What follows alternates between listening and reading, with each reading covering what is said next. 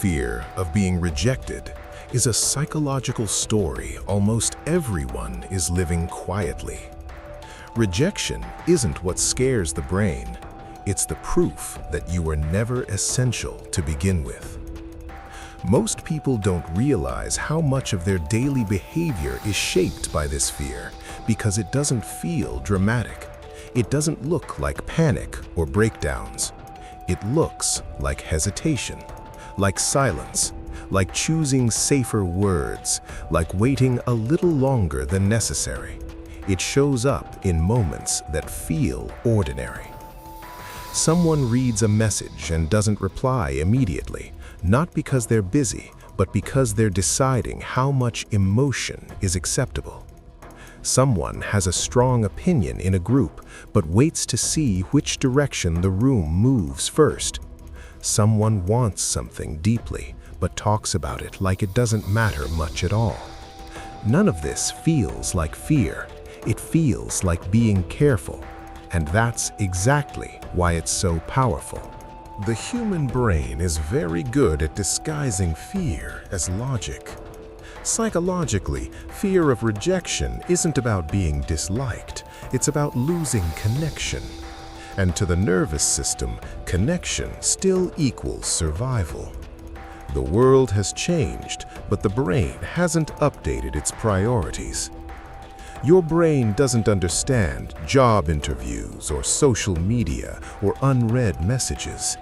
What it understands is exclusion.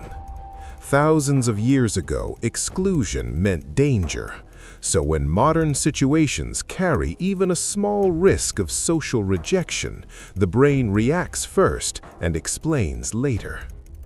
This reaction usually starts early, long before adulthood. Not with obvious trauma, but with small, forgettable moments. A child talks too much and gets told to be quiet. A child shows excitement and no one responds. A child disagrees and notices the mood in the room change. A child behaves well and suddenly receives attention. Nothing extreme, nothing that looks abusive, just patterns. The nervous system doesn't analyze intention, it tracks outcomes. Over time, it learns that connection is conditional. And once connection feels conditional, behavior changes automatically. The child adapts. They become quieter, more observant, more agreeable. They learn when to speak and when to hold back. They learn which version of themselves keeps people close. That's not weakness. That's intelligence used for survival. As they grow older, this strategy seems to work. Teachers like them.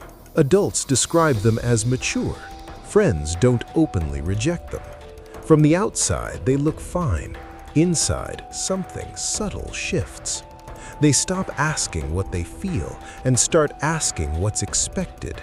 That shift doesn't disappear with age. It becomes refined. I don't want to bother them. I don't want to make it awkward. I don't want to sound needy. I'm just being realistic. These explanations sound reasonable, responsible, socially intelligent, but psychologically, they all point to the same fear. If I show too much of myself, I might lose connection. So people edit themselves constantly. They soften opinions. They hide needs behind humor. They pretend not to care about outcomes they care deeply about. And because nothing bad happens immediately, the brain thinks this strategy is working. Avoidance gets rewarded. Every time someone chooses silence over expression, the nervous system relaxes. Not happiness, relief. And relief is addictive. The brain remembers what keeps it safe, not what helps it grow. This is how fear of rejection quietly becomes stronger, not through rejection itself, but through lack of exposure. People often assume confident individuals are fearless. That's wrong. Confidence usually comes from surviving rejection, not avoiding it. Someone who's been rejected and lived through it has data. Someone who hasn't only has imagination, and imagination is far more brutal than reality. That's why fear of rejection is so common in capable people, intelligent people, people with potential. They haven't failed enough to learn that failure is survivable, so they stay careful, they stay prepared, they stay in potential. Potential is safe. Potential never gets rejected, but potential never gets fulfilled either. This shows up clearly in communication. People rehearse sentences in their head. They rewrite messages. They remove anything that might sound too direct. Their body reacts before anything even happens. Heart rate increases slightly. Jaw tightens. Breathing becomes shallow. The body is already preparing for social pain. Then comes the decision. Speak honestly or stay neutral. Ask directly or hint vaguely. Most people choose safety, and again, the nervous system relaxes. The brain learns this worked. This is how people slowly disappear without anyone noticing. They're present, but not fully. Liked, but not deeply known. Included, but replaceable. Over time, something strange happens. They don't feel rejected by others. They feel disconnected from themselves. They say things like, "I don't know what I want anymore. I feel empty for no reason. I feel behind in life." They assume it's laziness or lack of discipline. It isn't. It's the cost of constant self-suppression. Clinically, people who fear rejection don't look dramatic. They look controlled, organized, put together. They don't create chaos, they create smallness. Their life becomes focused on minimizing discomfort instead of maximizing meaning. The world often rewards this behavior. Society likes agreeable people. Workplaces reward predictability.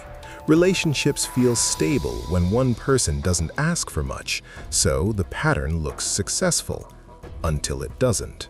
The cost appears quietly, in resentment, in boredom, in envy toward people who take risks, in a constant sense of being invisible, even when surrounded by others. Eventually, a painful realization forms. They weren't afraid of hearing no. They were afraid of confirming what they secretly believed, that their presence was optional. That belief shapes everything. Optional people don't take up space. They don't demand. They don't risk being inconvenient. They survive, but they don't expand. Over years, this creates a quiet grief. Not for something lost, but for something never attempted. Fear of rejection doesn't destroy lives dramatically. It doesn't scream. It whispers. It sounds like reason. It sounds like patience. It sounds like being smart. But it slowly builds a life designed to be tolerated, not lived. Avoiding rejection slowly erases you. Not all at once, not visibly. Just enough that one day you realize you've been careful for a very long time, and careful never gave you fulfillment.